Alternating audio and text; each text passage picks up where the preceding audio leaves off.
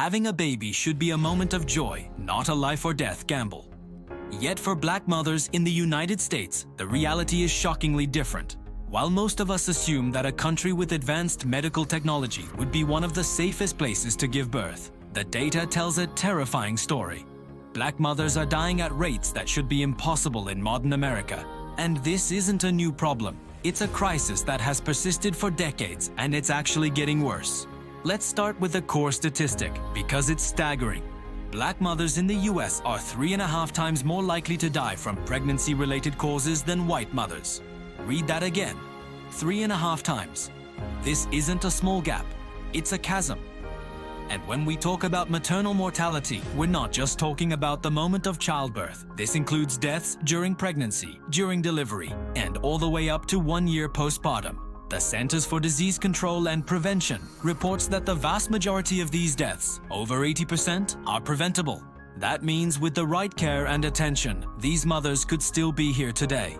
Now, a common misconception is that this disparity can be explained by income or education. People might assume it's about access to good food, a healthy lifestyle, or the ability to afford quality healthcare. But the data completely debunks this. In fact, a Black woman with a college degree is still more likely to die from a pregnancy-related complication than a white woman who didn't finish high school. Even wealth doesn't close the gap. A high-income Black mother faces a greater risk of death than a low-income white mother. This proves unequivocally that the problem isn't about personal choices or socioeconomic status. The issue is much deeper and far more systemic. So, if it's not money or education, what is driving this crisis? The answers point directly to systemic failures within our healthcare system. First, there's the unequal quality of care. Studies show that hospitals predominantly serving Black communities often have worse maternal outcomes, fewer resources, and are understaffed. This means that where a Black mother gives birth can literally determine her chances of survival. Then there's the pervasive issue of implicit bias. Numerous studies and heartbreaking personal stories reveal that the pain and symptoms of Black women are frequently dismissed, downplayed, or ignored by medical professionals. When a Black mother says something is wrong, she is less likely to be believed. This leads to critical delays in diagnosing and treating life-threatening complications like preeclampsia, hemorrhage, or blood clots. Think about Serena Williams, one of the greatest athletes of all time. After giving birth, she knew something was wrong. She had a history of blood clots and recognized the symptoms of a pulmonary embolism. She had to forcefully advocate for herself to get a doctor to order the CT scan that ultimately saved her life. If this can happen to Serena Williams, imagine what happens to Black women without her fame and resources. Another critical factor is a concept researchers call weathering. This refers to the long-term physiological toll of chronic stress caused by racism and discrimination. Over a lifetime, this constant stress wears down the body's systems, leading to a higher risk of chronic conditions like hypertension and heart disease, which can become deadly during pregnancy. It means Black women often enter pregnancy with a higher baseline health risk, not because of their choices, but because of the society they live in. Compounding all of this is the growing problem of maternity care deserts.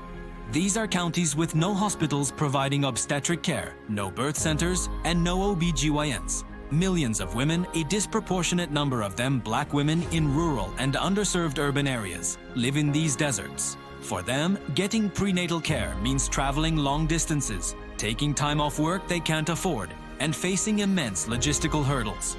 When an emergency strikes during labor, being an hour or more away from a hospital with a maternity ward can be a death sentence. The risk isn't the same for everyone either. While all Black mothers are at higher risk, the danger is especially acute for certain age groups. Young Black women under 25 already face a significantly elevated risk compared to their white peers. But for Black mothers over the age of 40, the risk becomes astronomical. They are at an extremely high danger of not surviving childbirth. Again, socioeconomic status provides no real protection. A wealthy, older Black mother is still at greater risk than a poor, older white mother. One of the most tragic parts of this crisis is that many of these deaths happen after the mother has already gone home from the hospital. The postpartum period, the so-called fourth trimester, is incredibly dangerous. New mothers are sent home, often exhausted and overwhelmed, with little follow-up care.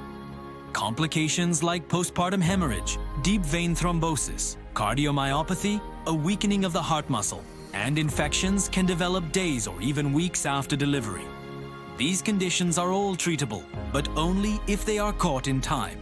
Too often, a new mother's complaints of chest pain, severe headaches, or shortness of breath are dismissed as normal postpartum discomfort or anxiety. By the time the true cause is discovered, it's often too late. So why isn't this a national headline every single day? Why aren't more people aware of this crisis? One reason is that maternal deaths in the US are notoriously underreported and misclassified. It often takes years for official data to be compiled and released. Furthermore, media coverage often fails to highlight the stark racial disparities. There's a tendency to report on overall maternal mortality without digging into who is most affected. And finally, there's a pervasive myth in America that our healthcare system, for all its flaws, is a great equalizer. The data shows us the opposite is true. Your race can determine your quality of care and your likelihood of survival. The cost of this crisis goes far beyond the statistics. Every maternal death is a tragedy that shatters a family. A child grows up without a mother. A partner is left to grieve while raising a newborn alone. The loss of a mother is a leading driver of child poverty and creates generational trauma. It destabilizes entire communities, leaving a void that can never be filled. This isn't just an individual tragedy.